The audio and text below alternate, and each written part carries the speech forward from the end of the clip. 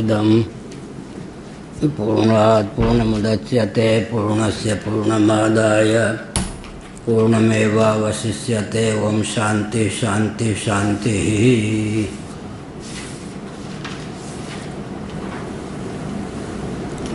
नारायणाखिल गुरो भगवन् नमस्ते शिवाय नमः शिवलिंगाय नमः।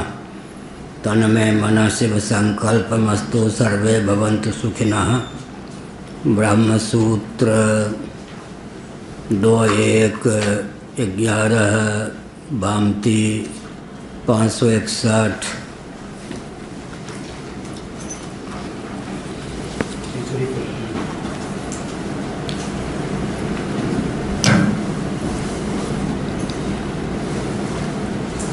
तस्मात् स्वाभाविक प्रतिबंध वल्लिंगानुसरणे निपुणेन अनुमात्रा भवितव्यं ततश्च अप्रत्यूहं प्रधानं सेत्स्यति इति भावः।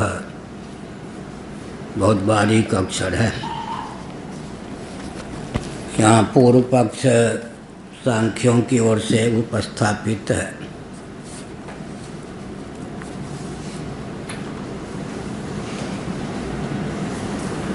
यदि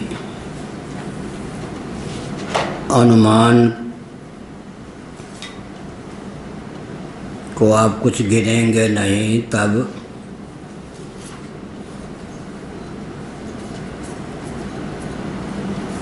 व्यवहार की असिद्धि ही हाथ लगेगी। पशुवादि की भी प्रवृत्ति प्रत्यक्ष के बल पर साध्य साधन भाव का निर्धारण करके अनुमान प्रमाण के आधार पर होती है।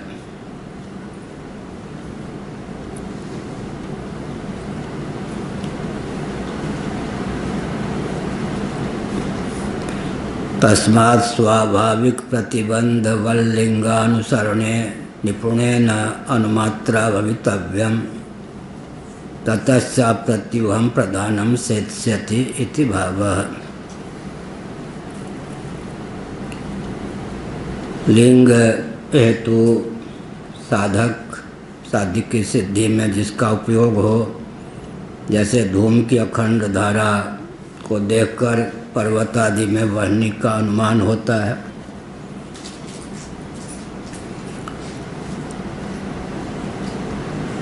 प्रतिबंध शून्य हेतु को देखकर साध्य की सिद्धि हो जाती है। और अगर हेत्वाभास ही ना हो तो वास्तविक हेतु के प्रतिष्ठापन का मार्ग भी अवरुद्ध हो जाए। इसलिए तर्कणा शक्ति को सुदृढ़ करने के लिए हेत्वाभास जिस प्रकार सिद्ध है उसी प्रकार कहीं न कहीं तो तर्कणा शक्ति के द्वारा व्यवस्थित अर्थ की प्रतिष्ठा होती ही है। बिना प्रत्यूह के विघ्न बाधा के अनुमान को प्रमाण मानकर प्रधान की सिद्धि हो सकती है। प्रधान का अर्थ है त्रिगुण की साम्यावस्था अव्यक्त, जिसको प्रकृति भी कहते हैं। यहाँ प्रकृति शब्द का प्रयोग इसलिए नहीं किया गया है क्योंकि प्रकृति का अर्थ उपादान होता है। इस संदर्भ में प्रकृति शब्द का प्रयोग भाष्यकार प्रकृतिश्च प्रतिज्ञा दृष्टान्तानुपरोधात् आदि सूत्रों के आधार पर उपादान के अर्थ में कर रहे हैं, तो लोगों को भ्रम न हो जाए कि सांख्योक्त प्रकृति के अर्थ में प्रकृति शब्द का प्रयोग है या उपादान के अर्थ में। इसलिए शब्दांतर प्रधान का प्रयोग कर रहे हैं।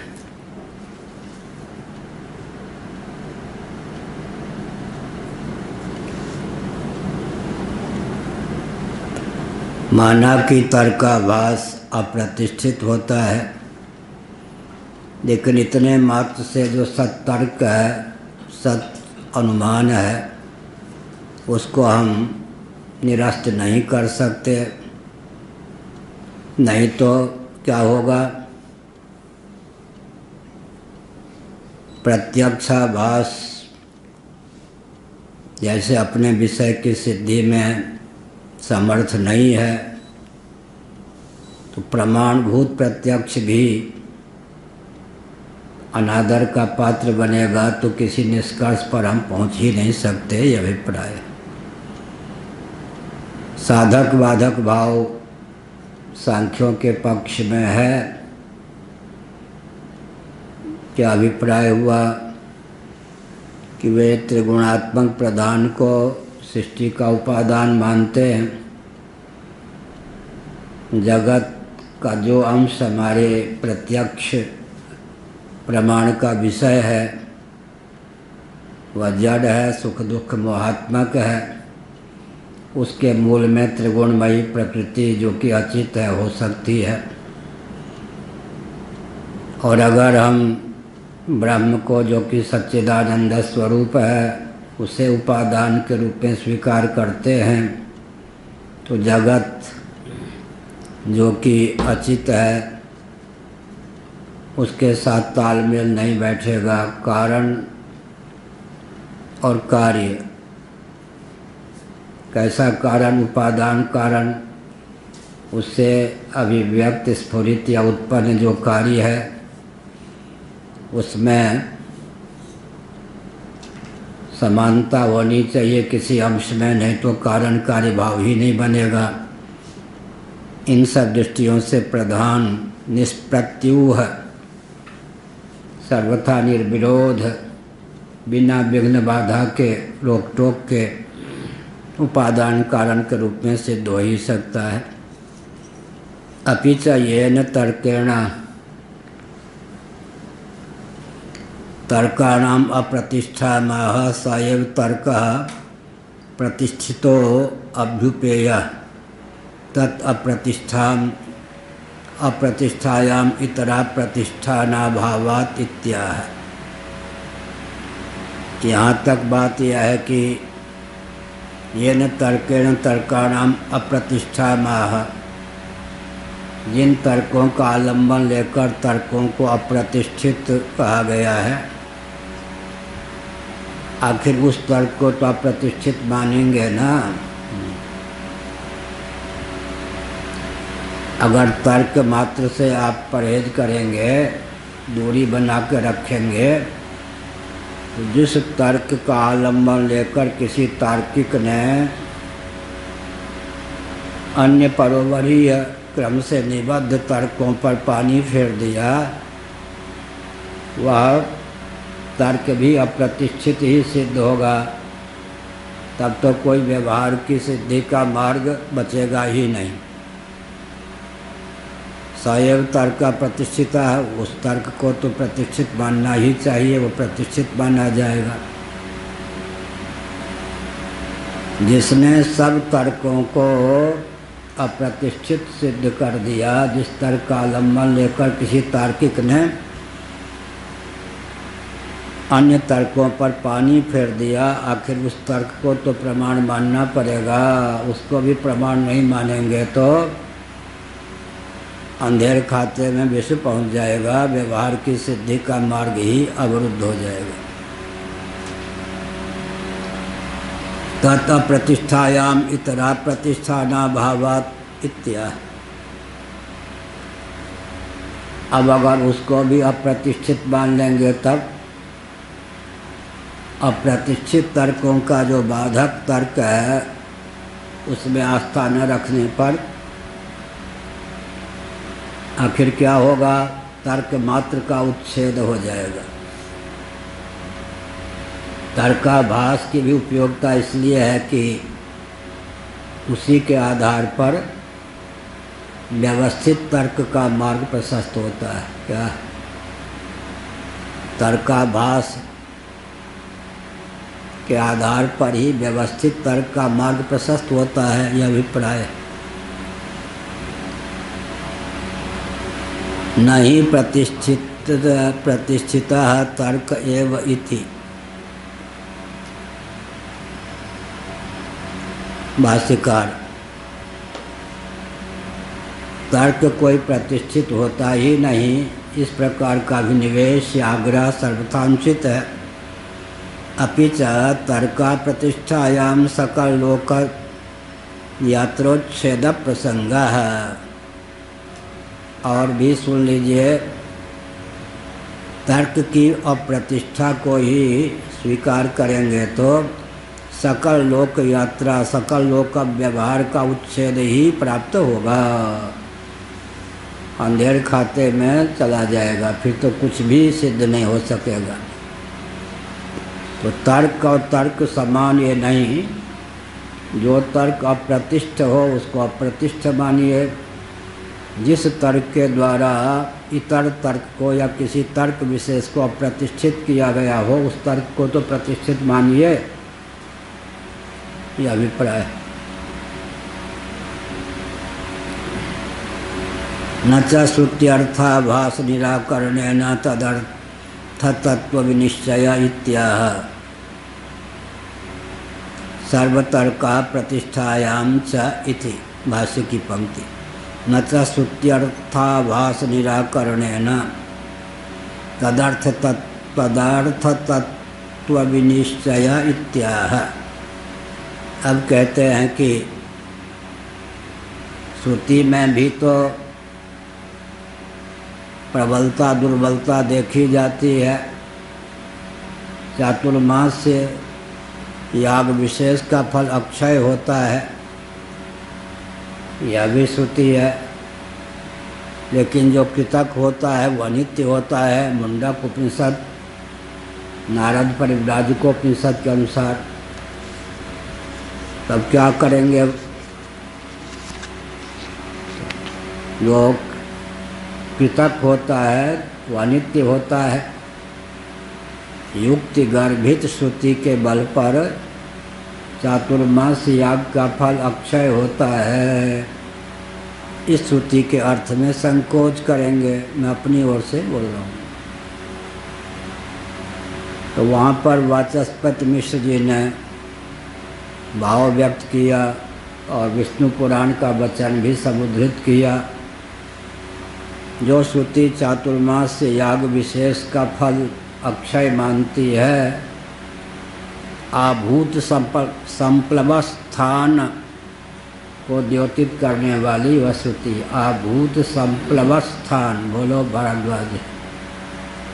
आभूत संप्लव स्थान।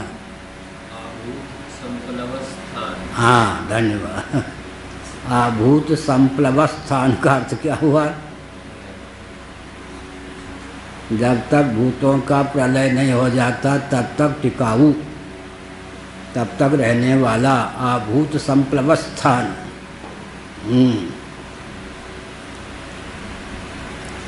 माता जी पूछें क्या पढ़ते हो बच्चा, तो कहो कि आभूत संप्लव स्थान पढ़ता हूँ। आभूत संप्लव स्थान पढ़ता। तो आपेक्षिक नित्यत्व है क्या? जब तक प्रलय नहीं तब तक क्या है? चातुर्मास याग का निर्विघ्नता पूर्वक संपादन करने वाले को दिव्य लोक की प्राप्ति होती है देह त्याग के पश्चात। यहाँ संकोच करना पड़ा, किसके बल पर? श्रुति में जब विरोध होता है तब या तो शाखा भेद से या काल भेद से संगत लगाते हैं। ऐसी संगति भी न सच सके तब क्या करते हैं? युक्ति गर्भित श्रुति के बल पर शिथिल श्रुति के आए अर्थ में संकोच कर देते हैं, यह नियम है। तो तर्कणा शक्ति को ताक पर रख देंगे तो मंतव्य है, इस श्रुति की क्या गति होगी? आत्मा व अरे द्रष्टव्य, श्रोतव्य, मंतव्य, निधिध्यासितव्य। मनन तो युक्ति का आलम्बन लेकर ही संभव होगा। अच्छा, कौन सी श्रुति दुर्बल है, कौन सी श्रुति प्रबल है? अनुवादिका जो श्रुति होगी वो दुर्बल हो जाएगी। अनुवादक का स्वतंत्र प्रामाण्य नहीं होता। अग्नि जो है हिम का भेषज है, आग सर्दी की दवा है। अग्नि को तापने से शीत का अपनोदन हो जाता है। अगर इस प्रकार का भाव श्रुति व्यक्त करती है तो अनुवादिका श्रुति हो जाएगी। नवा अरे सर्वस्य कामाय सर्वं प्रियं भवति, आत्मनस्तु कामाय सर्वं प्रियं भवति। पंचदशी कार ने श्रुति को अनुवादिका माना। यह तो अनुभव से सिद्ध है, प्रत्यक्ष प्रमाण के बल पर ही सिद्ध है कि अन्यों में प्रीति अपने लिए होती है, अपने में प्रीति अन्यों के लिए नहीं होती। श्रुति भी यही कह रही है, तो श्रुति हो गई क्या? अनुवादिका हो गई। प्रत्यक्ष प्रमाण के द्वारा अधिगत तथ्य का ख्यापन करने के कारण यह श्रुति अनुवादिका हो गई। तो यह श्रुति तो व्यर्थ ही गई फिर। न वा अरे सर्वस्य कामाय सर्वं प्रियं भवति, आत्मनस्तु कामाय सर्वं प्रियं भवति। पत्नी में प्रेम पत्नी के लिए नहीं अपितु अपने लिए। भाई में प्रेम भाई के लिए नहीं अपितु अपने लिए। पिता में प्रेम पिता के लिए नहीं अपितु अपने लिए। अपने में प्रेम किसी अन्य के लिए नहीं। इसी को कहाँ तक ले जाएंगे? देह में प्रेम देह के लिए है या आत्मा के लिए? आत्मा के लिए, सच्ची बात। प्राण में प्रेम, इंद्रियों में प्रेम इंद्रियों के लिए है या आत्मा के लिए? धीरे से बोल रहे हैं कुछ कि कहीं गलत न हो जाए। प्राण में प्रेम प्राण के लिए है या आत्मा के लिए? प्राण स्पंदन को देखते रहे तो नींद नहीं आएगी, पागल हो जाएंगे। प्राण स्पंदन को भुलाकर सोते या नहीं? मन में प्रेम मन के लिए है या आत्मा के लिए? बुद्धि में प्रेम बुद्धि के लिए है या आत्मा के लिए? ठीक है। आनंद में प्रेम भोग्य कोटि प्रविष्ट आनंद में प्रेम आनंद के लिए है या आत्मा के लिए? आनंदमय को भी भुलाकर प्रेमोद प्रमोद को भी भुलाकर सोते हैं। आत्मा में प्रेम आत्मा के लिए है किसी अन्य के लिए? आत्मा के लिए। आत्मा क्या है? पर प्रेमास्पद है। यह तो अनुभव से सिद्ध है। यह श्रुति फिर अनुवादिका हो गई, इतनी महत्वपूर्ण श्रुति। तो पंचदशी कार ने क्या कहा? मान लिया कि यह श्रुति अनुवादिका है। उर्दू में बोलेंगे तो क्या बोलेंगे? बेशक।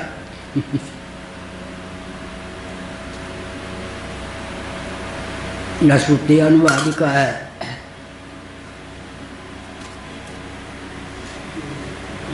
कहीं रखते हैं। अच्छा,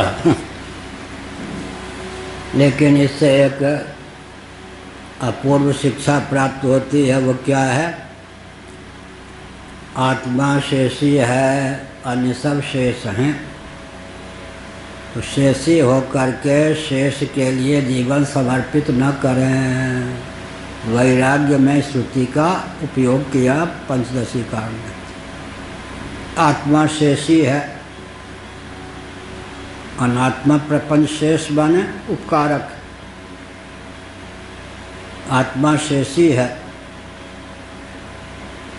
शेषी होकर शेष की दास्ता मत मोल लें। अपने स्वरूप वैभव को परख कर देहेंद्रीय प्राणांतकरण बाह्य स्त्री पुत्रादि जो कुछ शेष हैं दृश्य हैं, शेषी होकर उनकी दास्ता प्राप्त न करें। यह श्रुति इस तथ्य को वैराग्य को द्योतित करने के लिए है। भले ही अनुवादिका हो, लेकिन बहुत सूक्ष्म तात्पर्य को व्यक्त करने वाली है।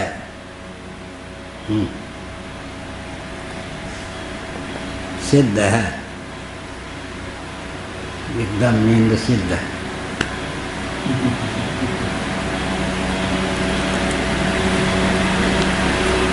अपि च तर्का प्रतिष्ठायां सकल लोक यात्रोच्छेद प्रसंगः।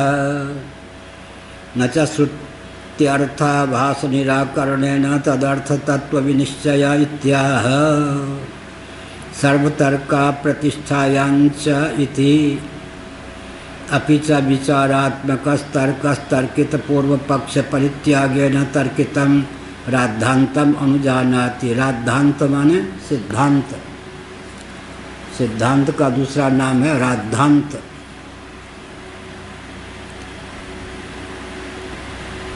अपि च विचारात्मकस्तर्कः तर्कित पूर्व पक्ष परित्यागेन तर्कितम राद्धांतम अनुजानाति। विचारात्मक जो तर्क होता है वो क्या करता है, तर्कित जो पूर्व पक्ष उसके निराकरण में समर्थ हो जाता है। पूर्व पक्ष के द्वारा जो तर्कना शक्ति की प्रगल्भता के कारण पक्ष एक तात्कालिक सिद्धांत निर्धारित किया जाता है, उत्तर पक्ष की दृष्टि से तर्क प्रस्तुत करके उसका अपनोदन कर दिया जाता है। उससे सिद्धांत या राद्धांत की समुपलब्धि होती है। पूर्व पक्ष ही प्राप्त न हो तो उत्तर पक्ष क्या प्राप्त होगा।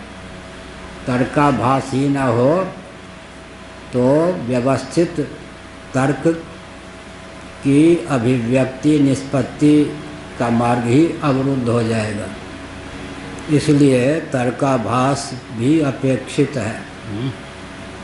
तर्काभास अपेक्षित क्यों है, उसके निराकरण के लिए हमको बुद्धि का उपयोग करना पड़ता है, तर्कना शक्ति का उपयोग करना पड़ता है। होते होते अगर कोई प्रबल तार्किक आया तो हमारे द्वारा प्रस्तुत तर्क को भी निरस्त कर देता है। हमको और फिर बल और वेग प्राप्त होता है कि उसके द्वारा प्रस्तुत तर्क को हम निरस्त कर दें, तो क्या हो गया, हमारे जीवन में बुद्धि का वैभव विकसित होता जाता है। क्या ज्यों-ज्यों युद्ध में वार किया जाता है त्यों-त्यों फिर योद्धा इसके द्वारा प्रयुक्त अस्त्र शस्त्र का निवारण किससे करूं, उस पर विचार किया जाता है। त्यों-त्यों उसका जो क्या है शौर्य और उसकी जो बुद्धिमत्ता है उसे प्रकट होने का अवसर प्राप्त होता है, यह अभिप्राय। इससे युद्ध की कला का भी प्रशिक्षण प्राप्त होता है। अपि च विचारात्मकस्तर्कः तर्कित पूर्व पक्ष परित्यागेन तर्कितम राद्धांतम अनुजानाति। विचारात्मक जो तर्क है तर्कित पूर्व पक्ष पर पानी फेर करके अपने आप को सुप्रतिष्ठित कर देता है। इसका अर्थ क्या हुआ, पूर्व पक्ष के रूप में प्राप्त जो तर्क है वो भी उपकारक हो गया, उसके निवारक तर्क का महत्व अधिक सिद्ध होगा। निवारक तर्क राद्धांत सिद्धांत हो जाता है। सति चैष पूर्व पक्ष विषय तर्के प्रतिष्ठा रहिते प्रवर्तते तद अभावे विचारा प्रवृत्ते है। पूर्व पक्ष प्रस्तुत किया जाता है तब तो उत्तर पक्ष को प्रतिष्ठित करके पूर्व पक्ष के निराकरण का अवसर प्राप्त होता है। तत् अभावे विचारा प्रवृत्ते है। अगर पूर्व पक्ष ही प्रस्थापित न हो तो क्या होगा, विचार की अप्रवृत्ति हो जाए, फिर तो क्या होगा, समस्या ही ना आवे तो समाधान का मार्ग कैसे प्रशस्त होगा। इसलिए क्या मनोविज्ञान हुआ, जो जितने बड़े शक्तिशाली विचारक होते हैं उनके जीवन काल में उतनी बड़ी चुनौती उन्हें प्राप्त होती, क्या नहीं तो उनकी उपयोगिता क्या रही। वो समस्या को उत्पन्न नहीं करते, लेकिन उनकी विद्यमानता ही समस्या को उत्पन्न कर देती है। क्या विचित्र बात हुई है। नहीं, उनकी विद्यमानता समस्या को उत्पन्न क्यों करेगी? इसलिए करेगी कि उनके जीवन में जो दिव्य शक्ति है उसकी अभिव्यक्ति तो विपरीत परिस्थिति में ही होगी ना। क्या राम जी अपने आप को सरस्वती को प्रेरित करके वनवासी न बनाते तो राम जी के लिए जननी जनक बंधु सुत दारा तरण धन भवन सुहृद परिवारा 10 को न्योछावर करने की जो लक्ष्मण जी में शक्ति थी, उसकी अभिव्यक्ति का मार्ग प्रशस्त होता क्या? जननी जनक पत्नी धन भवन सबको छोड़ के गए राम जी के साथ, और जब शक्तिवान शक्ति लगने पर प्राण भी एक प्रकार से चला गया। राम जी के लिए सब कुछ अर्पित कर दिया या नहीं? तो लक्ष्मण जी, इसलिए सुमित्रा जी ने क्या कहा, तुमरे भाग राम बन जाही दूसर हेतु तात कछु नाही। तुम्हारा दुर्भाग्य से नहीं, तुम्हारे सौभाग्य का उदय हुआ है कि राम जी सरस्वती को प्रेरित करके कैकेयी के द्वार से महाराजा दशरथ के माध्यम से अपने को वनवासी बना लिया, और वनवासी बन रहे हैं राम जी। तो तुम जो उनका अनुगमन कर रहे हो, ये तुम्हारे भाग्य का उदय हुआ या दुर्भाग्य का? कदाचित राम जी अयोध्या में ही रहते तो तुम भी अपनी पत्नी के पास होते, भवन में होते, माता भी यहाँ, पिता भी यहाँ, धन वैभव भी यहाँ। तुम्हारे जीवन में जो राम भक्ति, राम जी के लिए सर्वस्व त्याग की शक्ति थी, क्षमता थी, उसको व्यक्त करने का अवसर ही कहाँ मिलता। इसलिए तो जितना महापुरुष होगा वो उतनी समस्या को जन्म देगा। बुद्धिपूर्वक नहीं, स्वाभाविक रूप से उसकी अभिव्यक्ति तभी होगी, उसकी दिव्यता की अभिव्यक्ति तभी होगी जब उस स्तर की समस्या का समाधान कर दे। तो राम जी जब आते हैं तब उसी स्तर की समस्या होती है पहले से विद्यमान, तो उसके समाधान के लिए राम जी आते हैं। कृष्ण भगवान आते हैं तो ब्रह्मा अनुमाना मोर कछु न बसाई। ब्रह्मा जी भी अपनी बुद्धि के द्वारा, सामर्थ्य के द्वारा जिन जिन समस्याओं का मर्त्य लोक में प्राप्त समस्याओं का समाधान नहीं कर पाते, तब भगवान जय जय सूर्यनायक भगवान की प्रार्थना करते, सूर्य मुनि सब मिल करके भगवान आते हैं। तो व्यक्ति की विद्यमानता भी क्या है, समस्या को जन्म देने में समर्थ है या नहीं? यह है।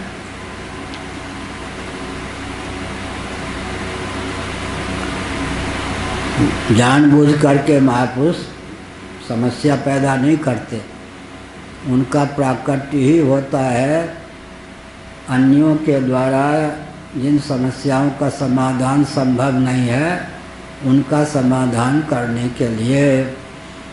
समस्या ही ना हो तो समाधान कैसा? समाधान की विशेषता ख्याति किसको लेकर है? समस्या को लेकर। तर्काभास ही ना हो तो तर्क की महिमा कैसे ख्यापित हो?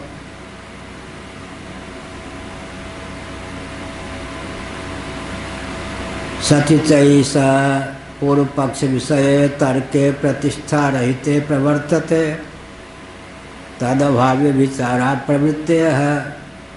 जब पूर्व पक्ष के द्वारा दुर्बल तर्क को प्रस्तुत किया जाता है तभी तो उसके निराकरण के लिए उच्च कोटि के जो तार्किक होते हैं अपनी तीव्र तर्कना शक्ति का प्रयोग करके उसे निरस्त करते हैं, नष्ट करते हैं। तो तर्क की प्रतिष्ठा हुई या नहीं? इसका तर्काभास या दुर्बल तर्क जो हैं वे भी क्या करते, प्रबल तर्क को प्रकट करने का बानक बना देते हैं, मार्ग प्रशस्त कर देते हैं।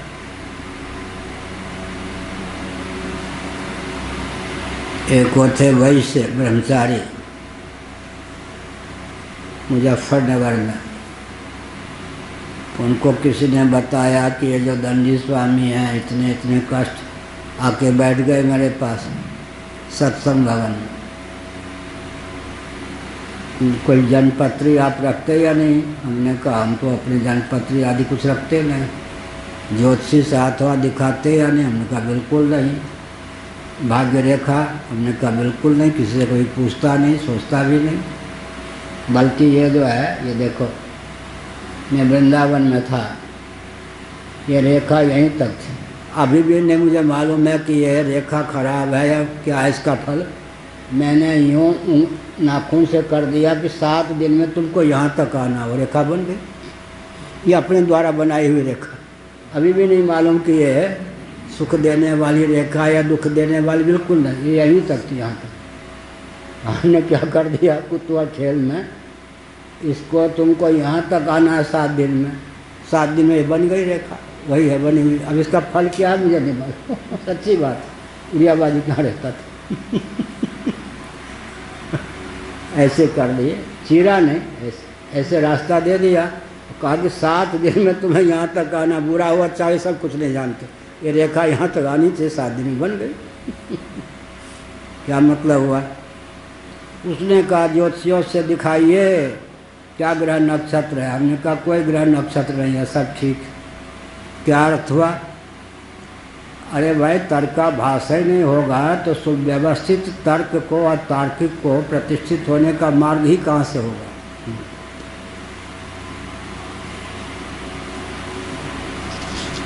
तामिमाम आशंकाम सूत्रेण परिहरति। इस प्रकार की जो शंका है सूत्र के माध्यम से उसका परिहार करते हैं। यहाँ तक कौन सा हुआ पक्ष? हाँ, धन्यवाद, पूर्व पक्ष हुआ। एवं अपि अविमोक्ष प्रसंग, माना कि आपके मुंह में घी शक्कर, आपने बहुत बढ़िया बात कही, लेकिन शास्त्र को ताक पे रख करके अगर तर्कना शक्ति को ही प्रतिष्ठित मानेंगे तो कहीं जाकर विश्राम नहीं मिलेगा। या इसलिए इतना हम अपने विचार में और जोर दीजिए, शास्त्र सम्मत तर्कना शक्ति, शास्त्र को नहीं जोड़ेंगे तो पूरी तर्कना शक्ति के बल पर किसी निष्कर्ष पर नहीं पहुंच पाएंगे।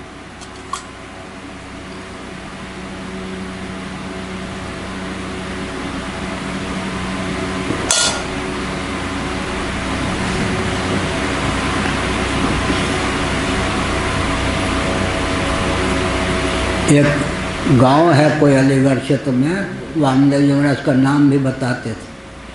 एक घर में बहुत सुंदरी लड़की पैदा हुई, सयानी हुई, तो पिता आदि ने कहा इतनी गोरी चटी सुशीला है, इसका विवाह नहीं करना है, घर में ही बहू रानी बन के रहेगी। उस बेटी को कष्ट हुआ, उसने कहा अच्छा तो ये गांव जो है धस जाए, धस गया वो। वो बताते थे वामदेव जी महाराज अलीगढ़ के पास कोई गांव का नाम ही बताते थे। ये है। इसका अर्थ क्या हुआ? इसका अर्थ ये हुआ कि केवल तर्कना शक्ति के बल पर आप क्या करेंगे? वहाँ पर वो क्या थी, सुंदरी लड़की है, सुशीला है, तो बाहर क्यों जाए ना? शास्त्र विरुद्ध है, कन्यादान आपको करना चाहिए उसी जगह। तो धरती फट गई, वो गाँव ही उसमें समा गया और सबने कहा बहुत अच्छा बहुत अच्छा। जिन्होंने समर्थन किया उन सब का घर बस रसातल में पहुंच गया। उस गांव का नाम भी वामदेव जी महाराज बताते थे। कहा कि शास्त्र सम्मत तर्क को स्थान है, शास्त्र को नहीं मानेंगे तो तर्क की अप्रतिष्ठा बनी ही रहेगी। न वयम अन्यत तर्कम अप्रमाणयामः, किंतु जगत कारण सत्वे स्वाभाविक प्रतिबंधवन्न लिंगमस्ति यत्तु साधर्म वैधर्म मात्रं तदप्रतिष्ठा दोषान्न मुच्यत इति कल्पांतरेण अनिर्मोक्ष पदार्थमाह अपि च सम्यक् ज्ञानान् मोक्ष इति मोक्ष इति। अब कहा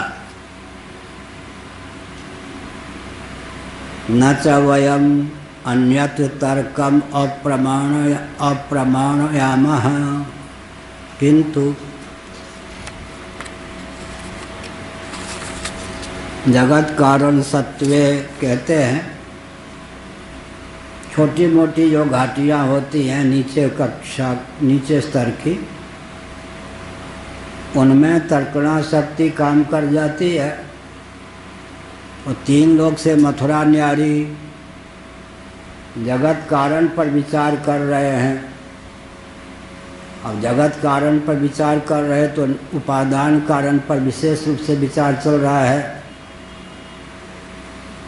तो यहाँ पर अगर आप सांख्य को, वैशेषिक को, न्याय को घुसेरेंगे तो कहाँ पहुँचेंगे? क्या और जगह तर्क का काम है? कल बताया था। क्या कल भोजन किया था, उससे भूख की निवृत्ति हुई थी, देहेंद्रीय प्राणांतःकरण में बल का संचार हुआ था, तृप्ति हुई थी। आज भी ऐसा। कल शिकंजी पीने से क्या हुआ? गर्मी शांत हुई, तो आज भी पी है। किस प्रकार से? कल अमुक वस्तु पा लेने से जीभ जलने लगी, पेट जलने लगे, आज भी वही प्रकार का भोजन है, न करें। तो ये जो छोटी मोटी घाटियाँ हैं, इनको देखकर सुनकर प्रत्यक्ष के आधार पर अनुमान बना लेते हैं, उसे कार्य संपादन करते हैं। हजारों स्थल ऐसे हैं। मैच बॉक्स की तिल्ली को घिसकर आग पैदा की, आज भी कर लेंगे। वहाँ जाकर हम थोड़े कहते तर्क मत करो सब जगह, हम ही को प्रतिष्ठित करो। लेकिन जहाँ तक जगत के उपादान कारण का विचार करना है, वहाँ आप युक्ति को लाओगे, किस ठिकाने पहुँचोगे? 3 लोग से मथुरा न्यारी, वहाँ आपकी तर्कणा शक्ति काम नहीं देगी। फिर आपकी तर्कणा शक्ति को माने या वैशेषिकों की तर्कणा शक्ति को माने या किसकी तर्कणा शक्ति? इसलिए कहा गया यह सबसे सूक्ष्म विषय है। प्रकृति से पार या अतीन्द्रिय जो विषय हैं, उसमें तो आपको शास्त्र का ही आलम्बन लेना पड़ेगा। भले वो सिद्ध परक सिद्धार्थ को लेकर ही विचार चल रहा हो। यहाँ क्या चल रहा है? धर्म में तो एकमात्र शास्त्र को इसलिए मानना पड़ेगा कि साध्य साधन भाव का निर्धारण शास्त्र के बिना हो ही नहीं सकता है। अग्निहोत्रम जुहिया स्वर्ग कामः। लेकिन ब्रह्म तो सिद्ध पदार्थ है, या जगत कारण तो कोई सिद्ध पदार्थ होगा, अनुष्ठेय नहीं होगा।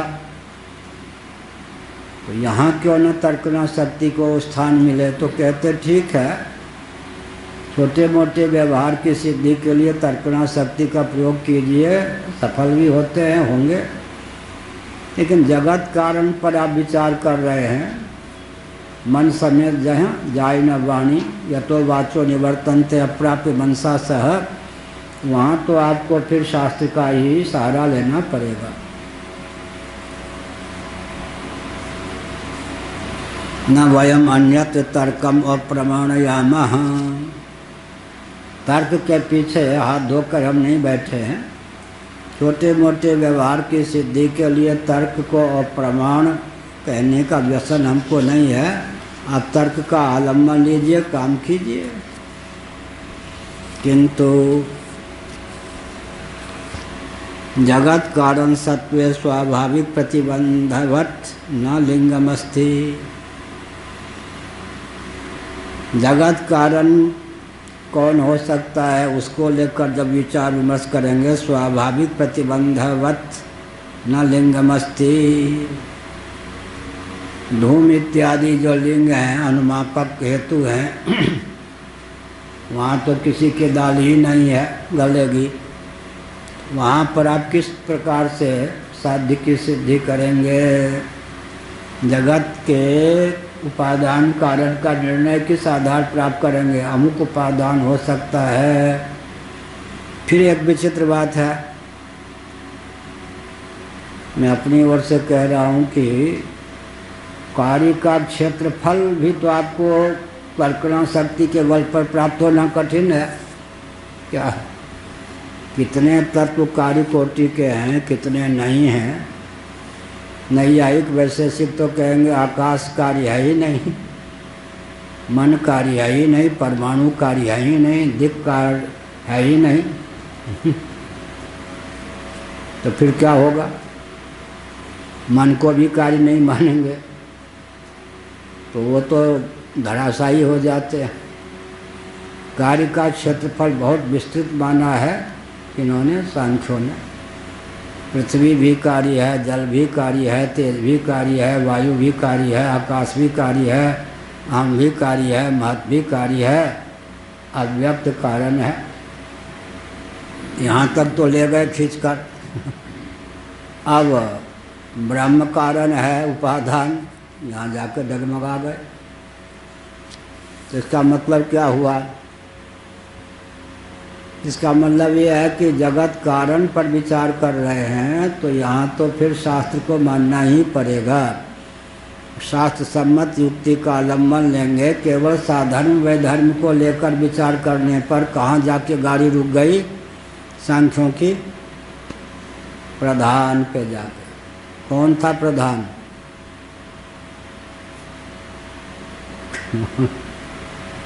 अपने गांव का। अरे राम, कल भी यही पूछा था। प्रधान माने प्रकृति, माया, अव्यक्त। हाँ, यहाँ पर गांव का प्रधान अलग। क्या मतलब हुआ? यत्तु साधर्म वैधर्म्यम वैधर्म मात्रम तत् अप्रतिष्ठा दोषा न मुच्यत इति कल्पांतरेण अनिर्मोक्ष पदार्थ माह अपि च सम्यक ज्ञानान मोक्ष इति। जगत स्पष्ट ही सुख दुख मोहात्मक कार्यात्मक है, लेकिन कितना? जितना पदार्थ जगत में है उसमें से कितना अंश हमारे लिए प्रत्यक्ष है? बहुत कम अंश का। जितनी बड़ी दुनिया है उस समय इस कमरे के बाहर पदार्थ भी हमारे लिए परोक्ष ही है। जितना बड़ा ब्रह्मांड है, इसका मतलब क्या हुआ? इसका मतलब यही हुआ कि साधर्म वैधर्म जगत चूँकि जड़ है, अचित है, दृश्य है, इसका जो कारण होना चाहिए वो भी कोई जड़ ही होना चाहिए। तो लीजिए फिर, यहाँ तो शब्द है, स्पर्श है, रूप है, रस है, गंध है, उसमें भी शब्द स्पर्श रूप रस गंध होना चाहिए, तब वो कारण ही नहीं सिद्ध होगा। तो आपको ये मानना पड़ेगा ना कि घटादि में शब्द स्पर्श रूप रस गंध है, लेकिन कारण में शब्द स्पर्श रूप रस गंध नहीं है। इतने अंश में तो आपको कारण का निर्धारण करते समय वैधर्म मानना ही पड़ेगा, लेकिन अचित को लेकर साधर्म मानेंगे, कहीं न कहीं वैधर्म मानना ही पड़ेगा।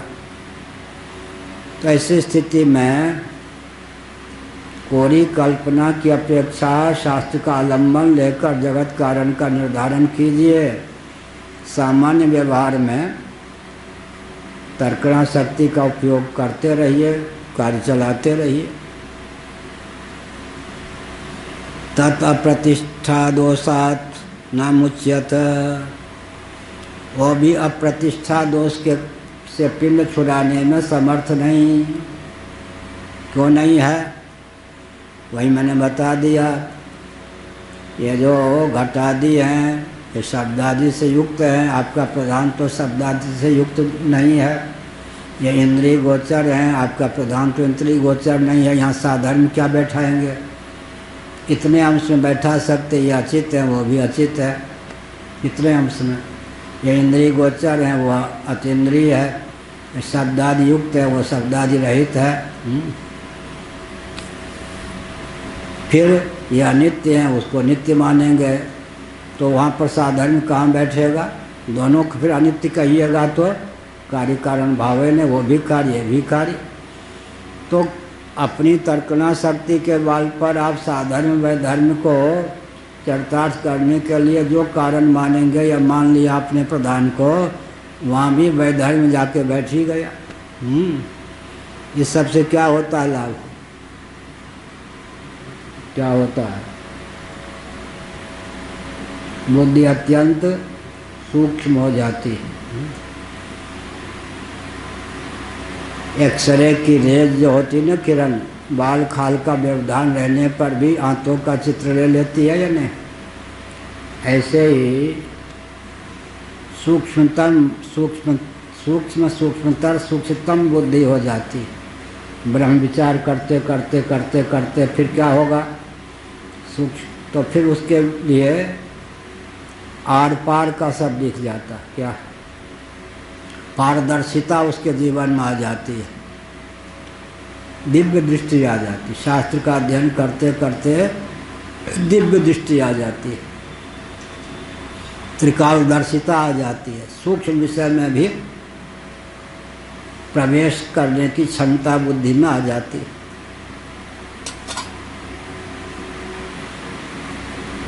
देखें तीन काल में जिज्ञाना, करतल गत आमलक समाना।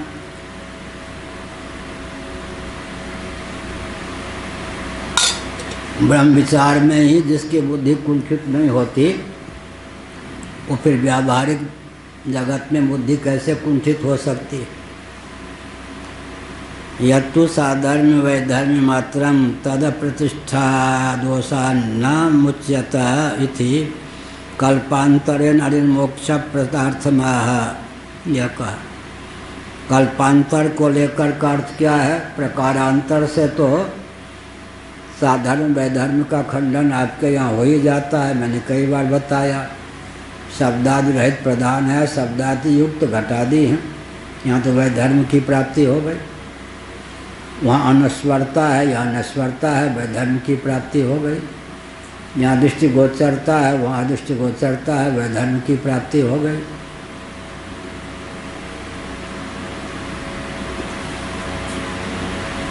अपि च सम्यक ज्ञानान मोक्ष इति।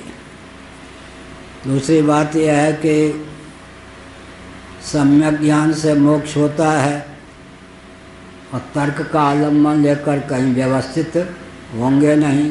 क्या होंगे? लुढ़कन, इधर कभी उधर। हाँ, आप जो कहते बात जच गई, यही ठीक है। फिर वो जो कहेगा आप जो कह रहे बिल्कुल बात जच गई, यही ठीक। अरे तुसी जो आप जो बोल रहे वही बात जच गई। लुढ़कन लुढ़कन क्या कोई भी हाँक देगा, फिर दे जाएगा। सम्यक ज्ञान से मोक्ष होता है। व्यवहार में भी सम्यक ज्ञान से मोक्ष हो गया या नहीं? क्या हो गया सम्यक ज्ञान से मोक्ष? रस्सी में हमने सर्प देखा, किसी ने कहा अरे क्यों डरता है? नायम सर्पो रज्जुरियम।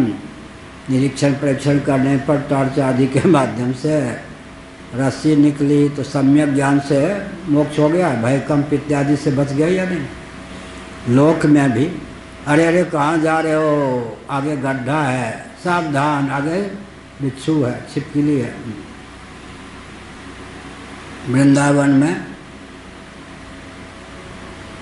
जब वही जहाँ रहता था ऊपर लेटा हुआ था, भगवान कैसे बचाते हैं, और ऐसे तखत पे नहीं, दिन में नींद आ गई तो इतने बड़े बिच्छू आ रहा था कान में घुसने काटने के लिए। हमें क्या मालूम, 50 चींटियों ने उसको पकड़ रखा।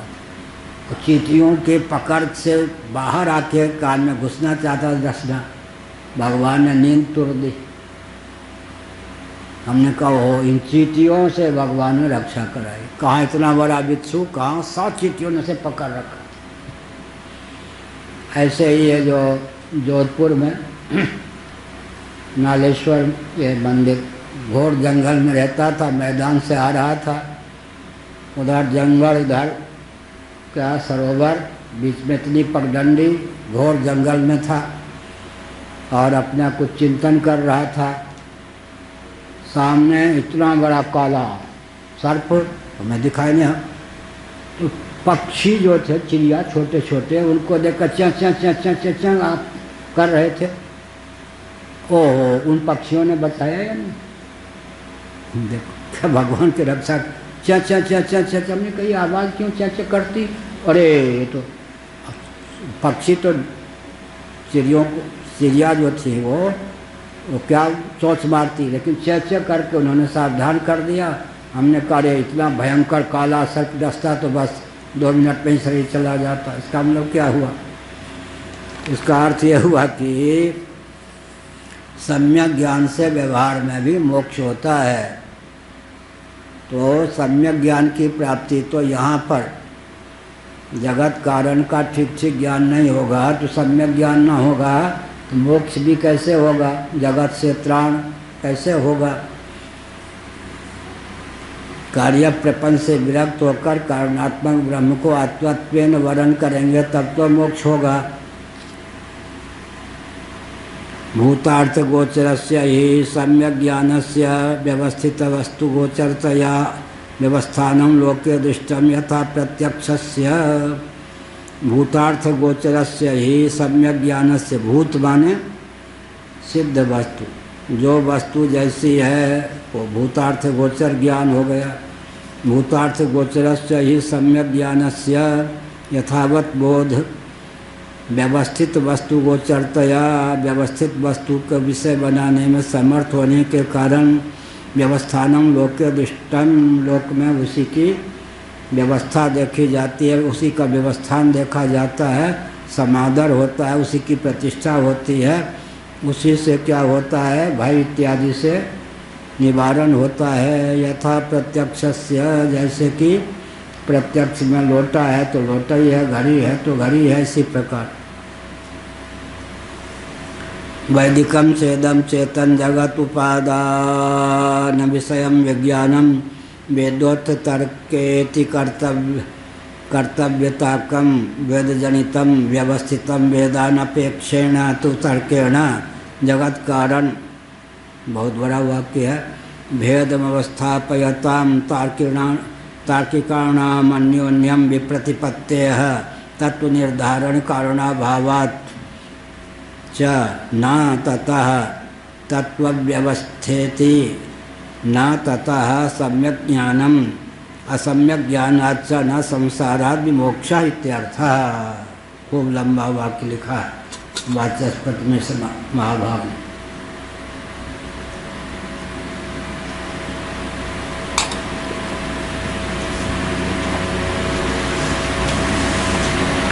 वैदिकम चेदम चेतन जगत उपादान विषयम विज्ञानम, जगत का उपादान जो चेतन है तद विषय ज्ञान वैदिक विज्ञान है, लौकिक विज्ञान तो नहीं है। वेदोत्थ तर्केति कर्तव्यताकम, इति कर्तव्यता का अर्थ होता है सहायक व्यापार। वेदोत्थ, वेद तो मुख्य प्रमाण हो गया, तर्क जो हुआ मनन मंतव्य, यह क्या हो गया? इति कर्तव्यता, सहायक व्यापार। मुख्य तो प्रमाण क्या हुआ? वेद, श्रुतियाँ मुख्य प्रमाण हो गई। श्रोतव्य, मंतव्य में जो मनन है वो सहायक व्यापार बन इति कर्तव्यता के स्थान पर। इति कर्तव्यता का अर्थ होता है सहायक व्यापार।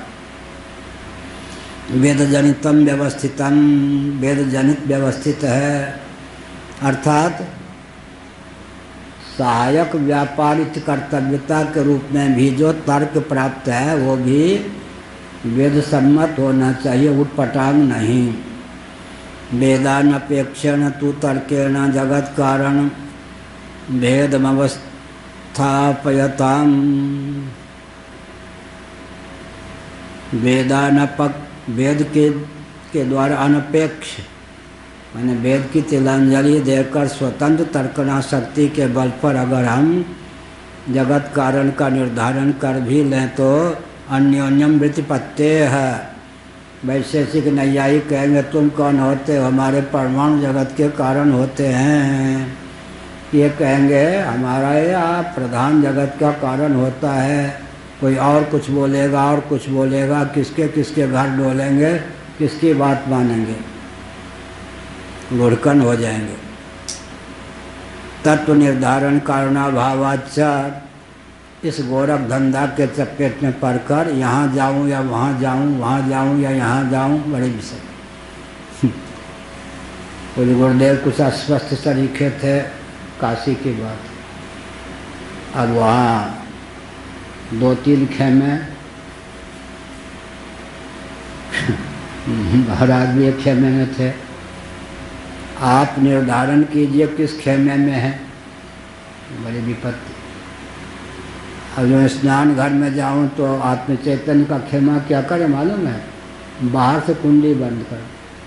कितनी यातना मिली है। ओहो, बल्ब खरीद के लाऊं, बल्ब चुरा लें, बड़ी मुसीबत।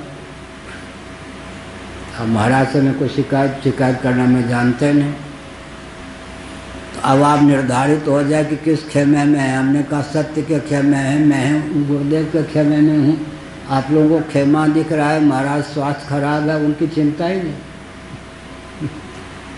बाहर एक कागज लगा दें, चिपका दें गोंद से, प्रवेश वर्जित, आज्ञानुसार पारस बन त्रिपाठी। आके आत्म चैतन्य ये क्या हुआ, फाड़ के प्रवेश वर्जित आत्म चैतन्य ब्रह्मचारी। वेदांती जी आ गए, प्रवेश वर्जित वेदांती स्वामी। महाराज की किसको चिंता हुई, बड़ी विकट स्थिति। तो हमने कहा भाई खेमे खेमे कर रहे, महाराज का स्वास्थ्य खराब है, महाराज के खेमे के सब क्यों नहीं बनते ना। वो तो फिर किसी न किसी एक खेमे में अपना नाम दाखिल कराइए, बड़ी विकट समस्या। इसीलिए कहा अरे कहाँ जाएंगे फिर, वो नैयायिक ले जाएंगे परमाणुओं की ओर घसीट के। हाँ, एक घर में, अब ये बात समझ में आ जाएगी क्या है ना सुरेश महापाल जी। एक व्यक्ति की 2 पत्नी थी, समझ गए। व्यक्ति एक था, पत्नी कितनी थी, 2। एक अपनी ओर खींचे उसके हाथ को, एक अपनी ओर। एक चोर आया था घर में चुराने। चोर पे न दोनों सौतों की दृष्टि थी, न वो पुरुष की। उस पुरुष की दुर्दशा जो को देखकर चोर कौंसी आ गई। चोर कौंसी आ गई तो तीनों एक हो गए, चोर चोर चोर चोर। तो उनसे कहा गया भले आदमी चोरी करके भगने का पूरा अवसर था।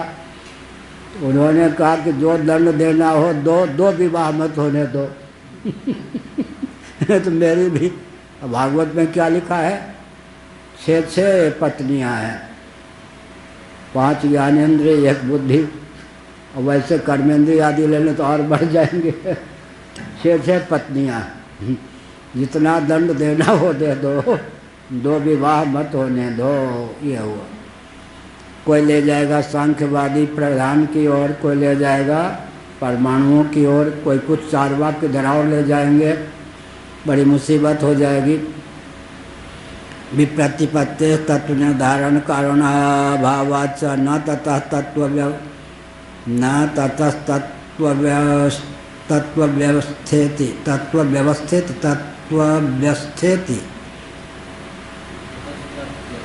क्या आप में क्या पाठ है, तत्व वो है ना आगे। हाँ, इसमें छूटा हुआ कितने गया, ये बहुत छूटा हुआ। व्यवस्थिति यो के आगे वो।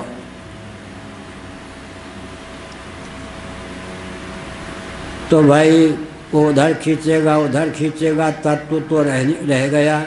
जिस कार्य की सिद्धि के लिए आए थे वो कार्य तो होगा ही नहीं। अर्थात जगत कारण कोई एक निर्धारित होगा ही नहीं। मान लीजिए किसी खेमे में प्रविष्ट हो गए तो भी भ्रम ही हुआ। क्या सांख्यवादी हो गए,